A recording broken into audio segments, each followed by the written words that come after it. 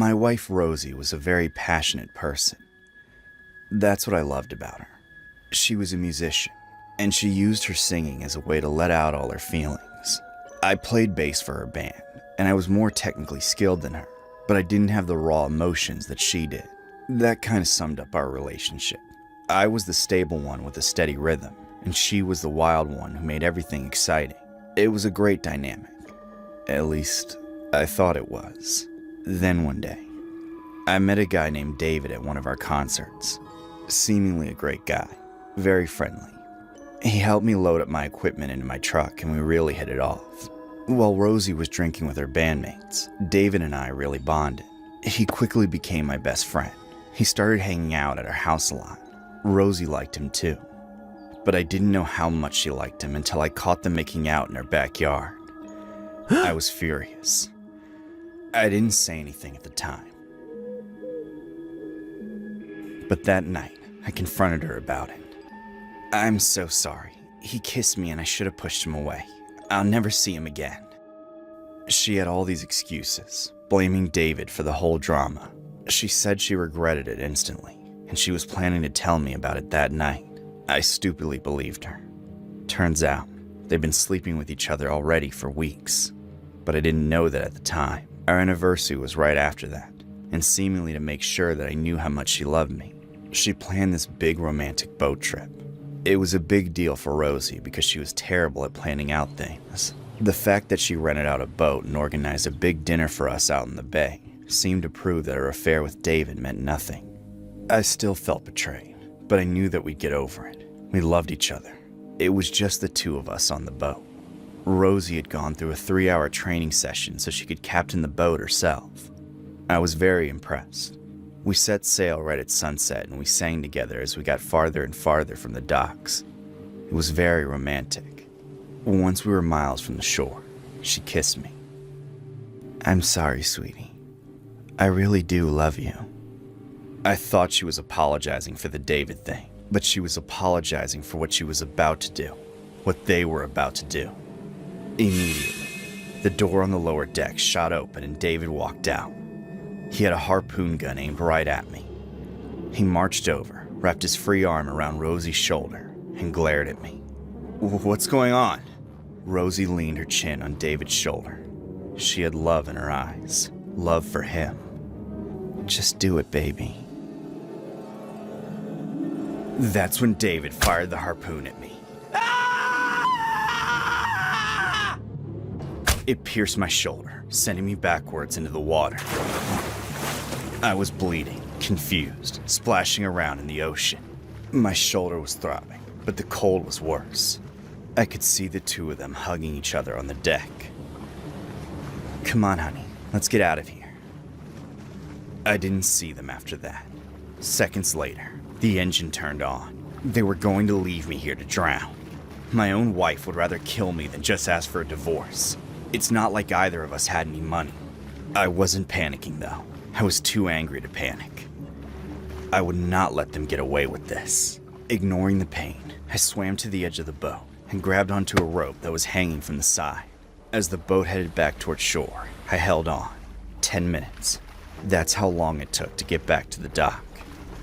During that time, I almost lost my grip over and over, but I refused to let go.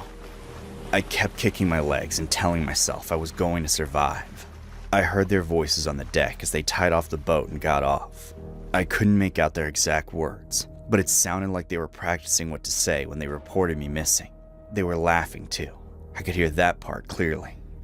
I watched them run across the dock and onto the beach. Rosie's hair was wild, and I could hear her screaming. Help! Someone call the police! My husband fell overboard! I stayed in the water and watched a crowd of people gather around Rosie and David. David tried to look upset, but he wasn't a very good actor. Rosie, meanwhile, was giving the performance of her life. A policeman appeared in the crowd and told her that everything would be okay. He got her to calm down and tell him the whole story. She must have practiced it beforehand, because she sounded very believable. She told him that I had drank too much and fell off the deck. They looked everywhere but couldn't find me. And because they didn't have their phones, they had to race back to shore to get help. The policeman fell for it. He contacted the Coast Guard and wrapped her in a hug to calm her down. While she was crying in his arms, I stepped out of the water with the harpoon wound in my shoulder and a smile on my face. David and Rosie didn't see me walk toward them, but the cop did.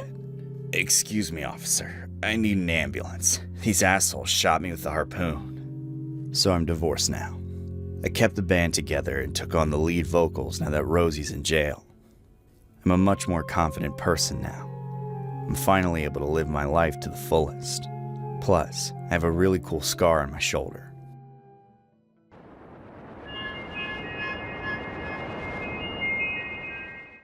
I still don't know how to tell this story without sounding like the biggest idiot in Chicago, but here goes.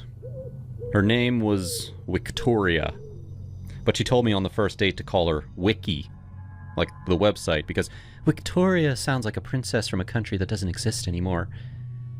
She had that dry Eastern European way of saying things that made you laugh, even when you weren't sure that if it was a joke. 25, born in Krakow. Moved to the States 4 years earlier on some work visa that kept getting extended. She still flew back to Poland every couple of months to remember who I am, she said. Dark hair, green eyes that looked like they had seen some and a little scar on her upper lip that she claimed was from a childhood sledding accident. I believed her. I believed a lot of things back then. We matched on Bumble in late May. First message from her was, "You look like you know how to grill meat. Prove me wrong." I sent back a picture of the ribeyes that I'd done the week before. She replied, "Good. I only date men who can feed me." I laughed out loud in my kitchen. First date was simple because I didn't want to scare her off. Walk around Humboldt Park, grab drinks at that tavern on North Avenue with the patio, and then walk some more once the sun went down. It was 95 degrees and humid as hell. We talked about everything. Her dad, who still lived in Poland and sent her passive-aggressive texts in all caps. My mom, who kept asking when I was going to settle down and stop wasting my good years. The fact that neither of us believed in astrology, but we both secretly checked our horoscopes when we were drunk. By 10 o'clock, we were sitting on a bench by the lagoon, fireflies doing their thing. She leaned over and said, "I don't usually do this, but you're not a psycho, right?" "Define psycho," I said. She laughed, grabbed my hand, and pulled me towards her apartment in Logan Square. Inside, she kicked off her sandals, poured us vodka from the freezer, no chaser, like civilized people, and put on some Polish reality show about rich kids in Warsaw. After 20 minutes, I leaned in. "Slow, I need slow." "Slow is good," I said, even though my heart was jackhammering. We watched 3 episodes, then 4. At 3 a.m., she yawned and said, "I'm going to bed. You can stay if you want." I blinked. On the couch? She rolled her eyes. "No, idiot. In the bed. I'm not kicking you out into the night like some movie." So I brushed my teeth with my finger and whatever toothpaste was on the sink, and then I walked into the room.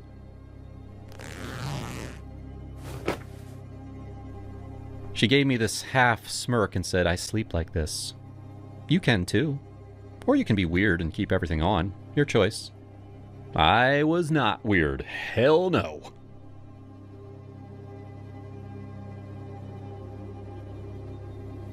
She immediately grabbed my wrist. "Not yet," she said softly. "Just hold me." So I held her. We fell asleep like that. I woke up at 6 wondering what fresh hell I'd signed up for. That set the tone for the next 3 weeks. We saw each other almost every day. She'd text me at 2 p.m. "Come over. I made bigos and I'm bored." And I'd drop whatever I was doing.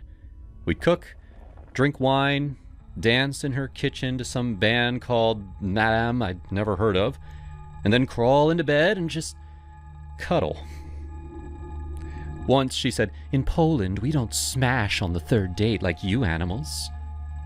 I laughed because by then it was like the 15th date. My friend started roasting me alive. Dude, she's using you as a room heater, my buddy Ryan said over wings. She's got a husband back in Krakow, said Matt. You're the American side piece. I defended her every time. She's just traditional. Guilt or whatever. But privately, I was losing my mind. Week 2, we drove up to Wisconsin to go tubing on the Apple River. Just us, a cooler of White Claw, and 6 hours of sun. On the ride back, I finally snapped. Wiki, talk to me. What is this? Because I'm going crazy here. She stared out the window. What do you mean? Every night we're in bed together and you won't let me touch you. You say physical touch is your love language, but you flinch when I try anything.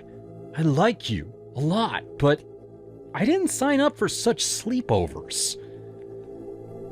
She was quiet for a long time. Then, I really like you. I'm just scared. I've been hurt before. Can you be patient? I said yes. Of course I said yes. She reached over and held my hand the rest of the drive. That night, she sent me a text. I'm sorry I push you away. I want you. I just need to go at my speed. I stared at the message until the screen went black. Nothing changed after that. By week 4, the red flags weren't flags anymore. They were like air raid sirens. There was the time that she told me that her mom was a controlling because she wouldn't co-sign another car loan. The time she laughed about getting pulled over for DUI, but the cop was cute, so he let me go. The stack of unpaid parking tickets on her dresser like confetti. The way that she'd trash talk her best friend 1 minute and then call her my soul sister the next. The final straw was the phone incident. She texted me Saturday morning. Want to go out tonight? Dancing? I miss your face. I made reservations at a taco place she liked, planned to take her to Late Bar where they play all 80s new wave. I was actually excited, like maybe we were turning a corner. I got to her apartment at 7. She was pacing, screaming into her iPhone in Polish. I caught the words, Mama, and a lot of kurwa. When she hung up, she threw the phone on the couch. My mother kicked me off the family plan because I'm irresponsible. Can you believe this? What happened? I was late on 1 payment. 1! She's punishing me. Well, she decided that we'd go to the T-Mobile store in person to port her number. On the way there, she explained that her mom had given her 24-hour access to the account to transfer the line. While she had access, Wiki deleted her mom's ex-boyfriend's number off the plan because he's a piece of and she shouldn't still be paying for him. Her mom found out immediately. The text came through while Wiki was showing me something on Marketplace. I trusted you. You, Victoria. Never again. Wiki read it out loud and laughed. She's so dramatic. I felt my stomach drop. At the store, the guy behind the counter was patient, but Wiki had already deleted her eSIM in a fit of spite, so the phone was basically bricked for porting. He offered a temporary fix for $25. She lost it. $25 for this? You people are thieves! Ma'am, I don't set the prices. You are a stupid clown! She screamed and stormed out, slamming the glass door so hard the whole wall shook. I stood there apologizing to the poor guy and then walked out. She was sitting on the curb smoking a cigarette that she had bummed off of a stranger. I want to go home, she said.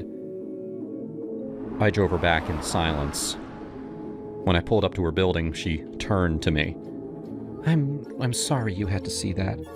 I just get so angry sometimes. Yeah, I noticed. She leaned over like she was going to kiss me goodbye. I didn't lean in. She got out. That night I texted her. Hey, I think we're looking for different things. I wish you the best, seriously. Take care of yourself. She called immediately. I let it go to voicemail. 3 more calls, And then a string of texts. "You're abandoning me, like everyone else. I knew you were too good to be true. F*** you for making me feel safe." I blocked her number, deleted Bumble, and drank half a bottle of Jameson on my couch while Total Eclipse of the Heart played on repeat. My friends showed up with pizza and didn't say, "I told you so," even once, which was bro code for, "We love you, dumbass."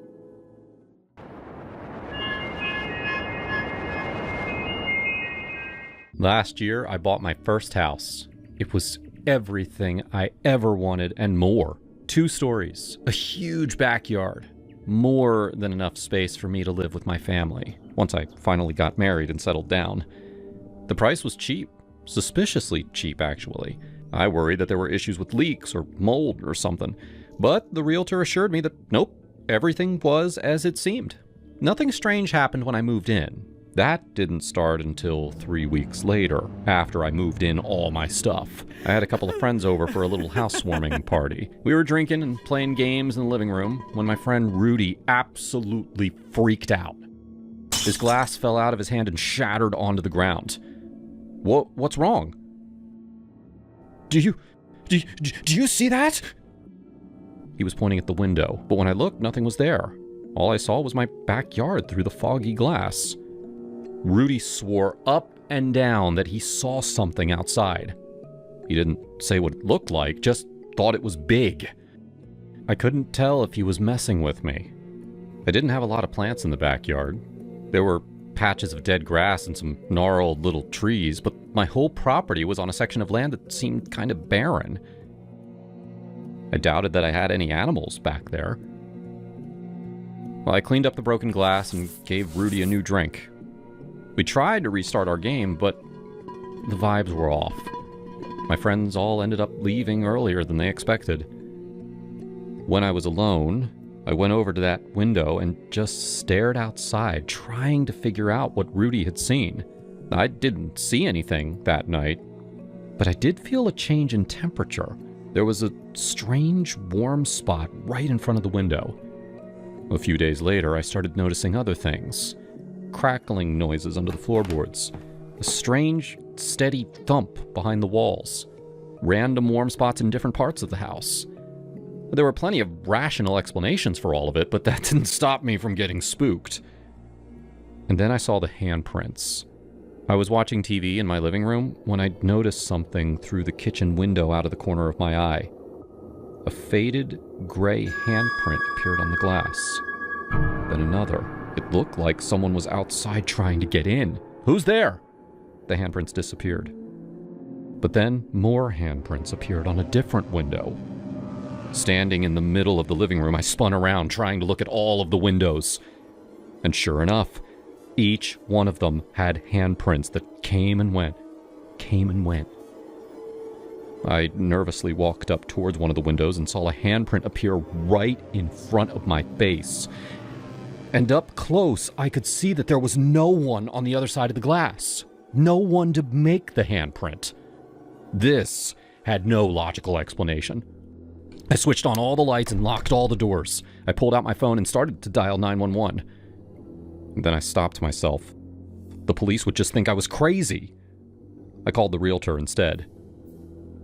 "Hello? Who is this?"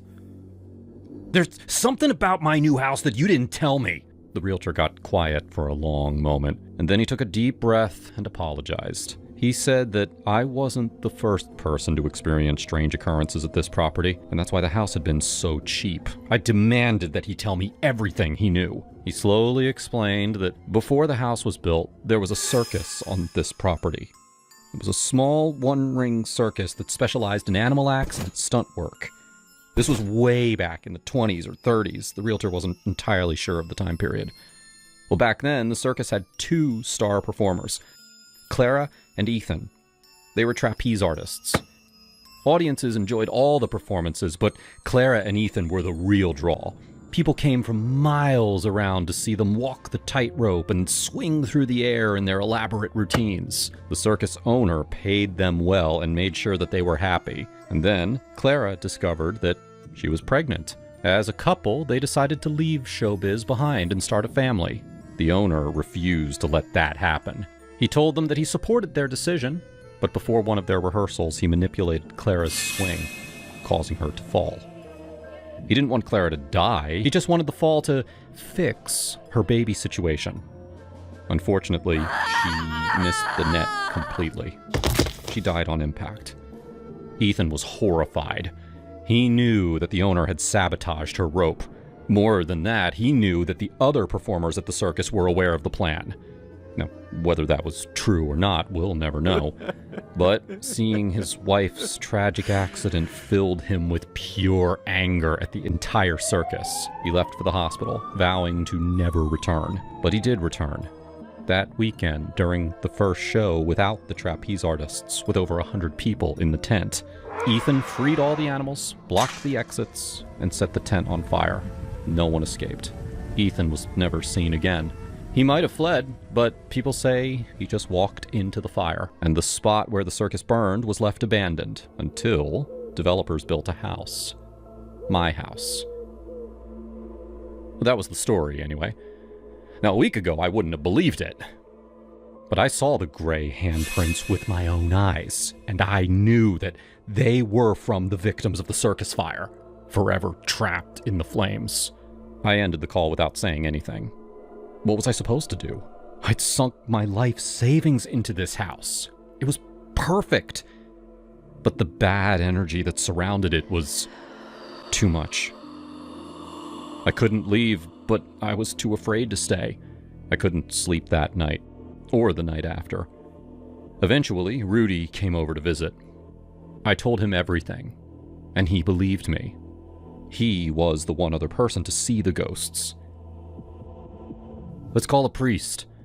Rudy was Catholic. I wasn't. Couldn't think of a better solution, though. So, that afternoon, Father Matthew came over with incense and holy water. Rudy and I followed him around the house as he cleansed each room. Nothing felt different afterward, but ever since then, the haunting stopped. No more strange noises. No more handprints. My life went back to normal. The house turned into the prime hangout spot for all my friends. And over the following months, I forgot about the ghost stuff completely. I'm in a relationship now. I'm dating this great girl named Jade. Last week, she told me she was pregnant. It was the best news of my life. I'm finally going to start a family. But just this morning, I was making her breakfast in the kitchen when I heard her scream from upstairs. I ran into the living room and I found her clinging to the banister at the top of the stairs. Something pushed me! I almost fell! I ran to her and held her tight, making sure that she wasn't hurt. Now, I don't know if it was just some strange accident or if the ghosts are back. I'm terrified that Jade will suffer the same fate as Clara. What should I do?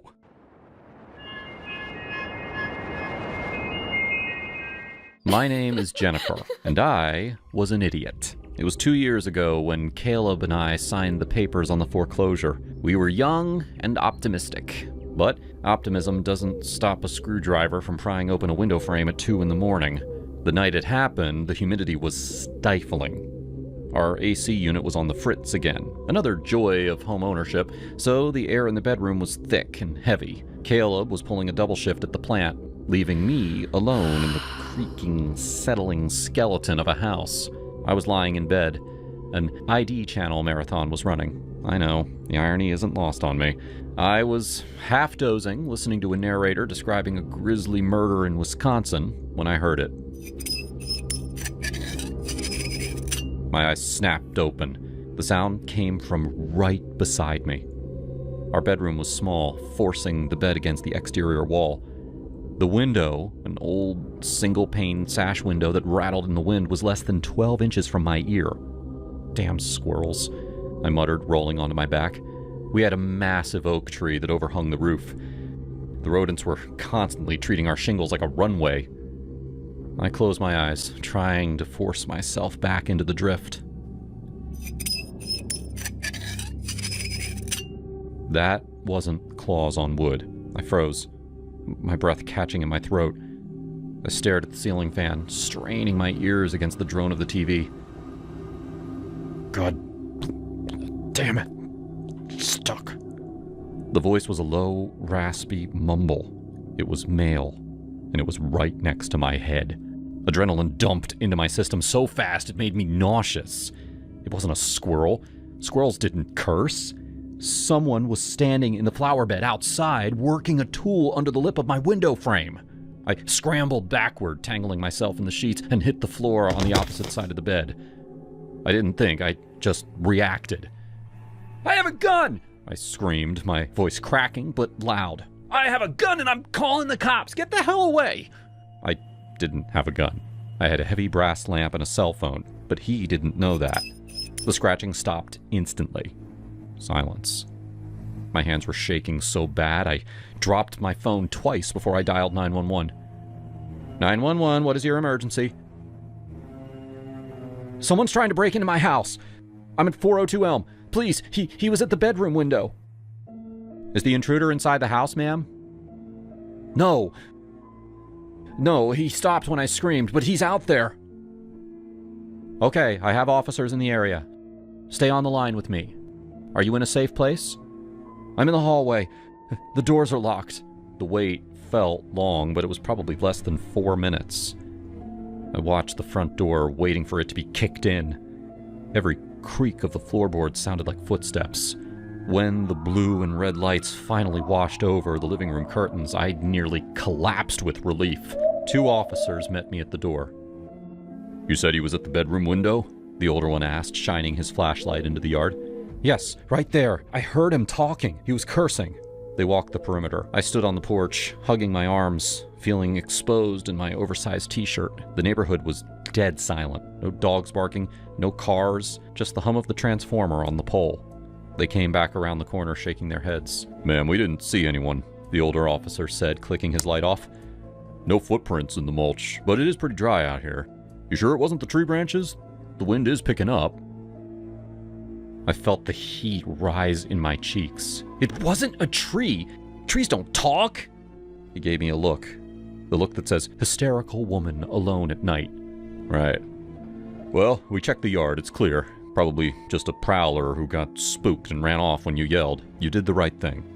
"You're leaving?" I asked, my voice rising. "We can't stay, ma'am, unless we find someone." Fire patrol's on way. Just then, the radio on his shoulder crackled a light. "Dispatch to Unit 4 Alpha. Break-in in progress. 408 Elm. Resident reports intruder forcing the back slider." The color drained from the rookie's face. "That's 3 houses down." "Go! See, I told you!" They didn't say goodbye. They sprinted to the cruiser, tires screeching as they peeled out down the street. I slammed the front door and threw the deadbolt. I checked the lock 3 times. Then I checked the back door. Then the windows. I went back to the bedroom to get my phone, but I couldn't stay in there. The window felt like a gaping eye. I grabbed the duvet and dragged it to the living room couch. I dialed Caleb. "Jen? Everything okay?" He sounded exhausted. No, it's not. Someone tried to get in, Caleb, through the bedroom window." "What? Are you hurt? Did you call the police?" I'm fine. The cops just left. They didn't believe me until a call came in from the neighbors. Caleb, I'm terrified. Please tell me you're coming home." "I'm leaving right now. I'm clocking out early. I'll be there in 20 minutes. "Stay on the phone with me. Please, just talk to me." "I'm right here, babe. I'm getting in the truck. Lock the doors." "They're locked. I checked them twice." For the next 15 minutes, we talked about nothing. He described the traffic. I described the show that I had been watching. Anything to fill the silence in the house. Every shadow in the living room looked like a man standing there. "Okay, I'm turning off the highway. I'm almost there." "Thank God," I whispered. I sat up on the couch. Our backyard had a wooden ramp leading up to a shed where Caleb kept his tools. It was right next to the back door. The wood was old and warped, and it made a very distinct, hollow thud clump sound when anyone walked on it.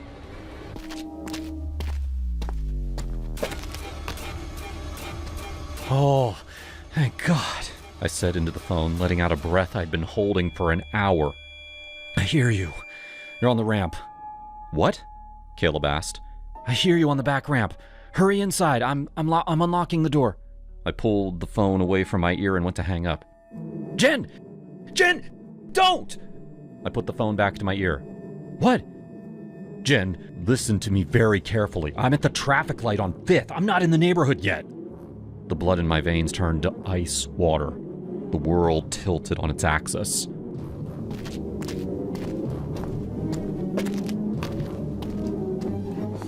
The footsteps were at the top of the ramp. They stopped right outside the back door. Oh my God, I whispered. Oh my God, Caleb, he's at the door. Get out of there. Get out of the house now. I can't. The front door takes too long to unlock. I dropped the phone. I didn't care about the call anymore. I backed away from the kitchen, staring at the doorknob of the back door. It rattled. Just a gentle jiggle at first, then a violent twist. The wood of the frame groaned as a shoulder slammed into it from the outside. I ran to the kitchen drawer, fumbling blindly for a knife, anything sharp. I grabbed a steak knife, clutching it with both hands, shaking so hard I nearly cut myself. Police, open up! The shout didn't come from the back door, it came from the front yard. Sirens wailed, cutting through the night air, loud and close. The pounding on the back door stopped. I heard the sound of boots running down the ramp, followed by shouting in the backyard. Freeze! Get on the ground! Show me your hands! I sank to the kitchen floor, the knife clattering out of my hand.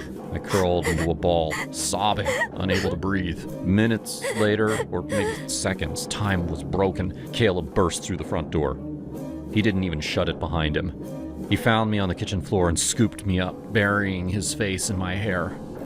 He was shaking just as hard as I was. I've got you. I'm here. I've got you. Outside, it sounded like a war zone. Radios, shouting, dogs barking.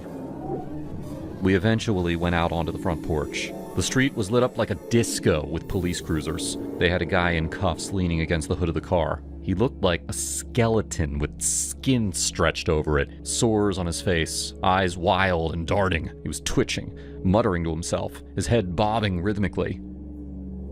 The older officer from earlier walked up to the porch. He looked exhausted. You okay, folks? Is that him? Caleb asked, his arm wrapped so tight around my waist it hurt. Yeah, that's him. We call him Smoke Whiz. He's been hitting houses in a 3-block radius all night. Same MO.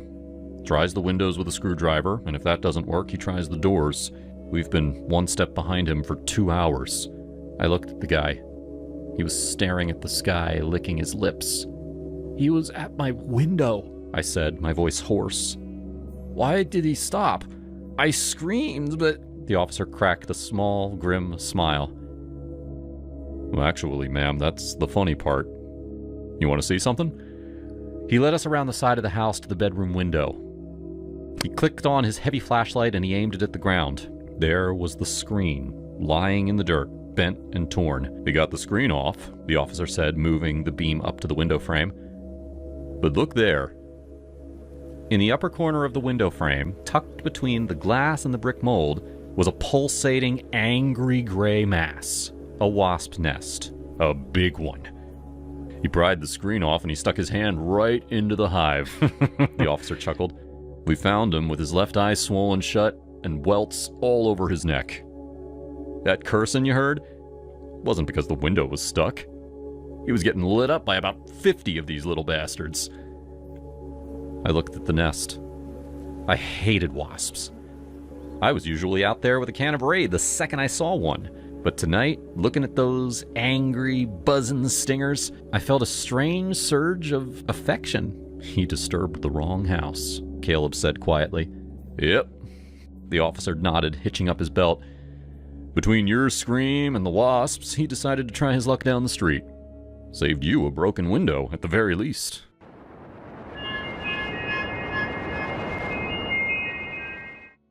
My name's Michelle. Last December, my long-term boyfriend Kai finally proposed. We've been together for years, but it still came as a surprise. Even though we loved each other very much, I knew that his mother didn't approve of our relationship. She grew up in Japan, and she wanted her son to marry a nice Japanese girl instead of an American like me. I said yes, of course. Kai was the love of my life.